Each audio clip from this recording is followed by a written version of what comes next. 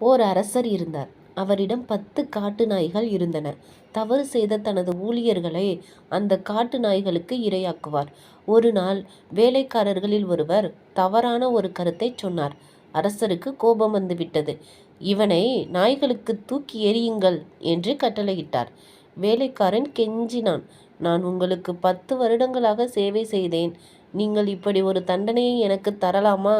தயவுசெய்து என்னை அந்த நாய்களுக்கு தூக்கி எறிவதற்கு முன் 10 நாட்கள் அவகாசம் தாருங்கள் என்று கேட்டான். ராஜா ஒப்புக்கொண்டார். அந்த 10 நாட்களில் வேலைக்காரன் நாய்களை பார்த்து கொண்டிருக்கும் காவலரிடம் சென்று அடுத்த 10 நாட்களும் தான் அந்த நாய்களுக்கு சேவை செய்ய விரும்புவதாக கூறினான். காவலர் குழப்பமடைந்தார். ஆனாலும் ஒப்புக்கொண்டார்.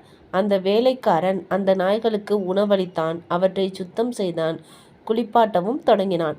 அவற்றிற்கு அனைத்து விதமான வசதிகளையும் வழங்கி அன்பு காட்டினான். 10 நாட்கள் முடிந்தது.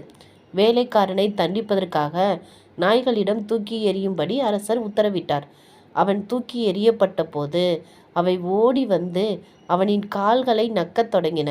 இதை கண்டு அனைவரும் வியந்தனர். இதை பார்த்து திகைத்த அரசன், என் நாய்களுக்கு என்ன நேர்ந்தது என்றான். வேலைக்காரன் பதிலளித்தான், நான் 10 நாட்களுக்கு மட்டுமே இந்த நாய்களுக்கு சேவை செய்தேன். அவை என் சேவையை மறக்கவில்லை. நான் உங்களுக்கு 10 வருடங்கள் சேவை செய்து என் முதல் தவற்றை கூட மன்னிக்காமல் நான் உங்களுக்கு செய்த அனைத்தையும் மறந்து என்னை தண்டிக்க உத்தரவிட்டீர்கள். அரசர் தனது தவறை உணர்ந்து வேலைக்காரனை விடுவிக்க உத்தரவிட்டார்.